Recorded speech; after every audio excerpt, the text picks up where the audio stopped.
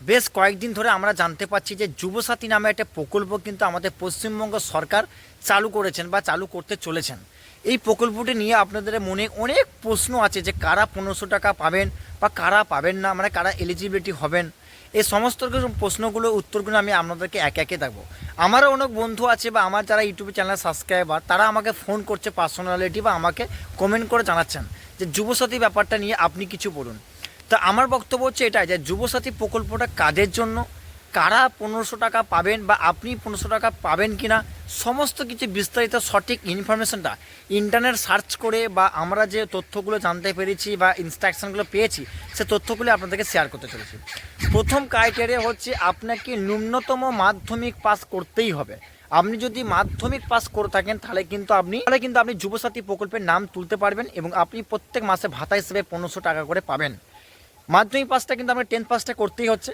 Second যে criteria সেটা হচ্ছে আপনার যে এজ সীমা থাকবে, মানে বয়সের সীমা থাকবে, সেটা হচ্ছে 21 বছর থেকে শুরু করে 40 বছরের মধ্যে যদি আপনার বয়স হয় তাহলে কিন্তু আপনি আবেদন করতে পারবেন। আপনার যদি 39 বছর বয়স হয় তাহলে কিন্তু আপনি 1 বছরের জন্য এই বেনিফিটটি পাবেন, বা আপনার যদি 21 পেরিয়ে গিয়ে থাকে তাহলেও কিন্তু আপনি অ্যাপ্লাই করতে পারবেন। বাট আপনার যদি 21 বছরের নিচে হয়ে থাকে তাহলে কিন্তু আপনি এই প্রকল্পের জন্য আবেদন করতে পারবেন না। নেক্সট পরবর্তী বছর যদি নতুন করে স্কিমটা লঞ্চ করে রিলঞ্চ, তাহলে আপনি কিন্তু আবেদন করতে পারবেন। হ্যাঁ, চলে গেলে ব্যাপারটি 21 থেকে 40 বছরের মধ্যে যদি আপনার বয়সটি হয় তাহলে আপনি এই প্রকল্পের আবেদন করতে পারবেন অফলাইনেতে। 3 নম্বর যে প্রশ্নটি আছে সেটার জন্য কী কী ডকুমেন্টস লাগতে পারে, এখনও ফাইনাল অফিসিয়াল সাইট থেকে জানা যায়নি যে কী কী ডকুমেন্টস লাগবে, বা আমরা যারা সাইবার ক্যাব চালাই আমাদের একটা মোটামুটি ধারণা আছে কী কী ডকুমেন্টস লাগতে পারে। প্রথমত হচ্ছে আপনার একটি ব্যাংকের পাসবই লাগবে, ভ্যালিড পাসবই। যে ব্যাংকের পাসবইটি আপনার আধার কার্ডের সাথে বা ভোটার কার্ডের সাথে নামের কোনো ভুলভ্রান্তি নেই।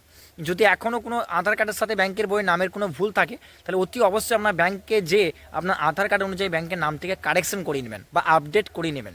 সেই নতুন ব্যাংকের বইটিকে আপনাকে দিতে হবে জেরক্স কপি করে। সেকেন্ড যেটি লাগছে সেটা হচ্ছে আধার কার্ডে বোথ সাইড বা কারোর দেখবেন লম্বা আধার কার্ড থাকে, একদম অরিজিনাল যে আধার কার্ডটি থাকে সেই আধার কার্ডে একটা জেরক্স কপি দেবেন। 3 নম্বর যেটা লাগতে পারে সেটা হচ্ছে ভোটার কার্ড। আপনাকে ভোটার কার্ডের জেরক্সও কিন্তু লাগতে হতে পারে, বা আরও যদি কোনো কিছু ডকুমেন্টসের প্রয়োজন হয় যেমন রেসিডেন্সিয়াল সার্টিফিকেট ইত্যাদি, সেই ডকুমেন্টস লাগলে কিন্তু আপনাকে অফিসিয়ালিভাবে বা ইউটিউবের মাধ্যমে আমরা জানিয়ে দেবো। তাহলে আমরা 3টি ডকুমেন্টস এখানে লক্ষ্য করলাম, যেমন হচ্ছে একটা আধার কার্ড, 2 নম্বর হচ্ছে ভোটার কার্ড এবং 3 নম্বর হচ্ছে একটা ব্যাংকের পাসবই। কিন্তু আর একটি ডকুমেন্টসের সাথে অ্যাটাচ করতে হতে পারে, সেটা হচ্ছে 10th পাস করা সার্টিফিকেট। অর্থাৎ আপনি একটু আগে আপনাকে বললাম যে মাধ্যমিক পাস লাগবে, অর্থাৎ মাধ্যমিক পাসের সার্টিফিকেট কিন্তু একটা জেরক্স কপি লাগতে হতে পারে। তাহলে এই 3 থেকে 4 ধরনের বা 5 ধরনের সার্টিফিকেট কিন্তু আপনাকে লাগছে, তাহলে আপনি আবেদন করতে পারবেন। এটা কিন্তু ফাইনাল নয়, আরও কিছু লাগতেও পারে বা আরও কিছু কমও হতে পারে। এবং আরও কিছু বিষয় আপনাদের শেয়ার করবো, যেমন হচ্ছে যদি আপনি এই 1500 টাকা ভাতাটি প্রত্যেক মাসে মাসে পেতে চান আর আপনার যদি বয়সটা 21 থেকে 40 বছরের মধ্যে হয়ে থাকে তাহলেও কিন্তু হবে না। আপনাকে আরও কিছু বিষয় মাথায় রাখতে হবে। সরকারি কোনো রকম প্রকল্পের টাকা আপনার পাওয়া চলবে না। যেমন আপনি যদি একজন মহিলা হয়ে থাকেন তাহলেও কিন্তু প্রকল্পে নাম লাগাতে পারবেন, ছেলে মেয়ে উভয় পক্ষে পারবেন।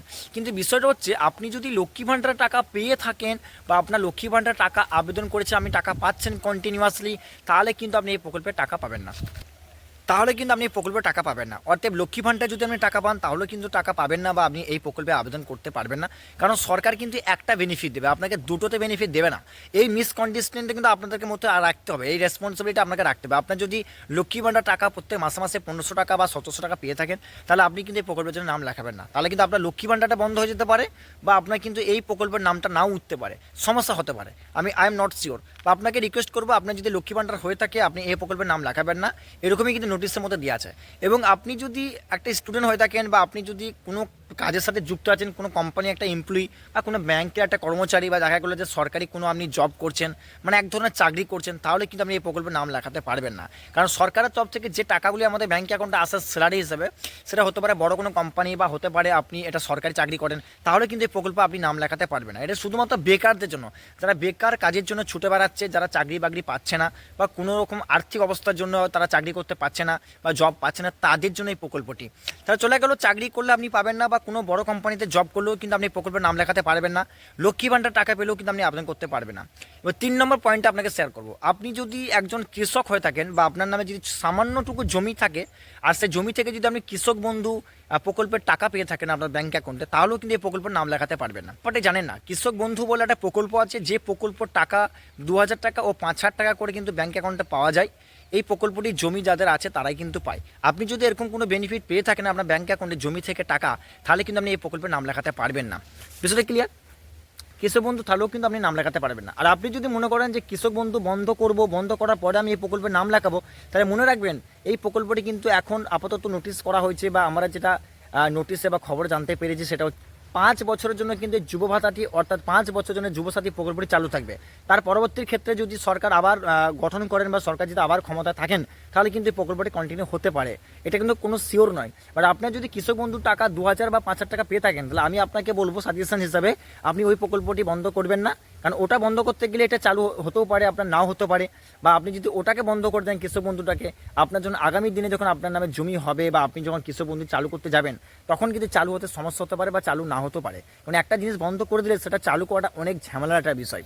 তো এই বিষয়টি চলে গেল। তাহলে আপনার যদি কৃষক বন্ধু থাকে তাহলে আপনি এই প্রকল্পে নাম লাগাতে পারছেন না, বা আপনার যদি লক্ষ্মী ভাণ্ডার থাকে তাহলেও কিন্তু নাম লাগাতে পারছেন না, বা আপনি যদি সরকারি বা বেসরকারি কোনো যদি কর্মর সাথে যুক্ত থাকেন যেখান থেকে পার মান্থ আপনি একটা মাইনে পান, তাহলে কিন্তু এই প্রকল্পে আপনি নাম লাগাতে পারবেন না।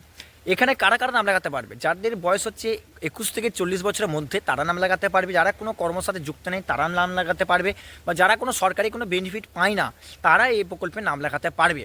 এবং আর একটা প্রশ্ন যেটা উঠে আসছে সেটা হচ্ছে যে যারা বলছে মাধ্যমিক পাস করে নিয়ে আমরা মাধ্যমিক পর্যন্ত পরীক্ষা দিয়েছি বা আমরা ফেল করে গেছি, তারা কিন্তু আবেদন করতে পারবেন না। আপনাদের কাছে মার্কশিট থাকলেও আপনি আবেদন করতে পারবেন না।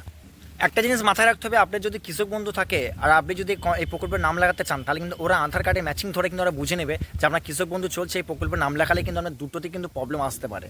আর কৃষক বন্ধুরা জেনে রাখবেন এটা কিন্তু লাইফ টাইম দেওয়া হয়, যতটুকু আমরা জানি যে আপনি যতদিন থাকবেন ততদিন পর্যন্ত কিন্তু আমরা কৃষক বন্ধু টাকা বা কৃষক বন্ধু যে আমরা ধান বিক্রি করি, ধান বিক্রি যে বেনিফিট সব কিছু পাওয়া যায়। তো এই বেনিফিটগুলো কিন্তু আপনি কিন্তু বঞ্চিত হয়ে যাবেন। তাই অতএব আমি আপনাকে বলবো, আপনি যদি একজন ফ্রেশার হয়ে থাকেন তাহলে আপনি এই প্রকল্পে আবেদন করুন। আর আপনি যদি স্টুডেন্ট হয়ে থাকেন বা আপনি দেখা গেলো যে রিসেন্টলি মাধ্যমিক পাস করেছেন 2-1 দিনের মধ্যে, আপনার বয়সটা 21 বছর হয়নি, তাহলেও কিন্তু এই প্রকল্পে আপনি নাম লেখাতে পারবেন না। আর একটা বিষয় আপনাদের শেয়ার করবো, যারা এই প্রকল্পে নাম লেখাতে চায় তাদের এজ তো 21 বছর হতেই হবে। আপনি এবছরে না পারলে সামনের বছর যদি প্রকল্প চালু থাকে তাহলে সামনের বছর আপনি নাম লেখাতে পারবেন। আর আপনি যদি স্কলারশিপ পেয়ে থাকেন, আপনি যে কোনো স্বামী বিবেকানন্দ কলেজ বা যে কোনো মাইনরিটি স্কলারশিপ যদি আপনি স্কুলে চলাকালীন পেয়েছিলেন বা পাচ্ছেন, বা যে কোনো আপনি কলেজ লাইফে পড়াকালীন যদি আপনি কোনো স্কলারশিপে আবেদন করেন বা স্কলারশিপ পেয়ে থাকেন, তাহলে কিন্তু এটা এফেক্ট পড়বে না। ঠিক আছে? মানে ওই স্কলারশিপ পেলে যে আপনার এই টাকা পাওয়াটা বন্ধ হবে বা আপনি এই যুব ভাতাটা আপনি পাবেন না বা যুবসাথী প্রকল্পের নাম লেখাতে পারবেন না, এমন কোনো নিয়ম কিন্তু নেই। ঠিক আছে? তো আপনারা আশা করছি ব্যাপারটা বুঝতে পেরেছেন। যদি এখনও আপনাদের মধ্যে কনফিউজ থাকে তাহলে অবশ্যই ভিডিওটা কন্টিনিউ আবার প্রথম থেকে রিপিট করে দেখুন, বা আমাকে আপনারা পার্সোনালি কিন্তু ইনকোয়ারি করতে পারেন কমেন্টের মাধ্যমে। থ্যাংক ইউ, ধন্যবাদ। আপনাদের সঙ্গে কথা বলে খুবই ভালো লাগলো।